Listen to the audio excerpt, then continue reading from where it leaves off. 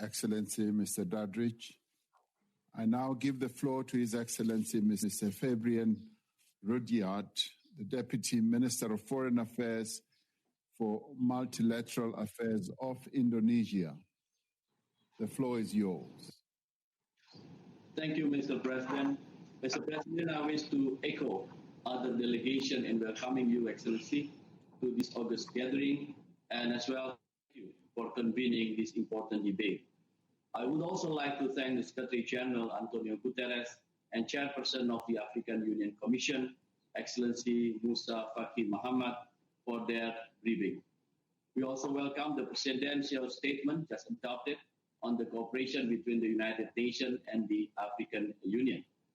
Mr. President, this meeting is indeed timely. As captured in the saying, neighbors know best. Regional and sub-regional organizations have unique capacity and knowledge on the ground. This will greatly contribute to the prevention and resolution of a conflict as well as sustaining peace. In this context, we welcome significant progress in the deepening of the strategic partnership between the United Nations and the African Union. This is crucial, Mr. President, to address the complex and evolving peace and security challenges in Africa. And we are heartened to know that this has contributed to positive development in many African countries, including Central African Republic, South Sudan, and the gains achieved must be sustained. Enhanced cooperation is key in this effort, particularly as the continent is facing multiple challenges, including terrorism, organized crime, and the multidimensional impact of the COVID-19 pandemic. Again, this backdrop, Mr. President, allow me to highlight three areas where partnership between the UN and the AU can be further enhanced. First, collaboration between the Security Council and the African Union Peace and Security Council. We note that the two councils met in September and discussed several important issues, including situation in Mali, Somalia, and the Silencing the Guns initiative.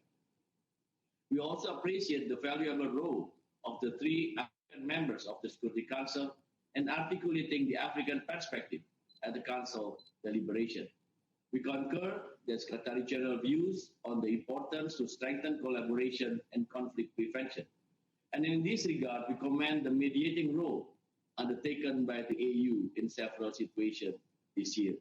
It is imperative that the Security Council provide necessary political backing in situations where the AU leads. Second, partnership on peacekeeping and peace support operation. The Council must continue to support regional and sub-regional efforts in peacekeeping and peace support operation.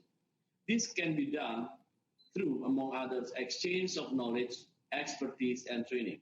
On our part, Mr. President, Indonesia remains fully committed to support sustaining peace in Africa. As part of Indonesia's contribution, we have currently over 1,500 personnel in the continent, serving in 7 UN missions, including 98 women peacekeepers. And in this context, the indispensable role of women in peacekeeping operation must not be overlooked. We therefore wish to advocate for the cooperation between the UN and the AU in advancing greater participation and role of women in peacekeeping operation, as envisioned by the Resolution 2538/2020. We also commend the commitment of the AU and its member states in addressing terrorism, including through such initiatives as the G5 Sahel Joint Force, the Multinational Joint Task Force, and the decision to deploy the African Standby Force to Sahel region. Third, Mr. President, addressing root causes of instability. From various briefing on situation in African countries, we understand that many factors are interrelated to peace and security in Africa. Partnership between the UN and AU therefore need to be guided by this interconnectedness. It must be able to provide effective response to the evolving realities and challenges on the ground.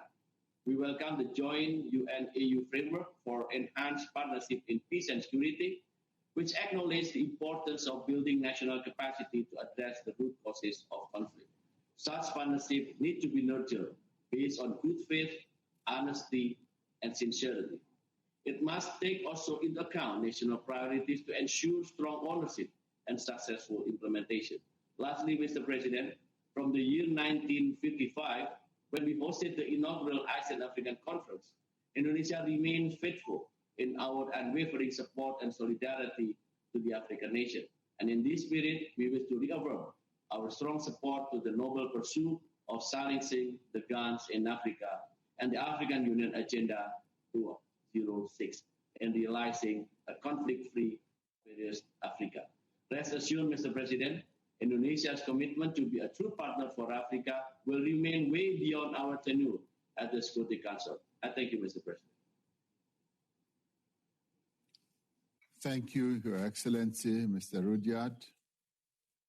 It now gives me pleasure to ask the representative of the United States to take the floor.